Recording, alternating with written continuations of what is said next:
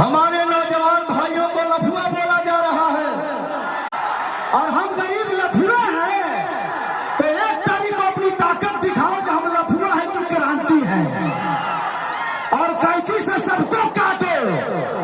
अरे भाई अमर भाई भाई, अरे बाबू कहाँ थे आप? पवन भैया जिंदाबाद, केसारी भैया जिंदाबाद। हमारा और कहाँ लगेगा?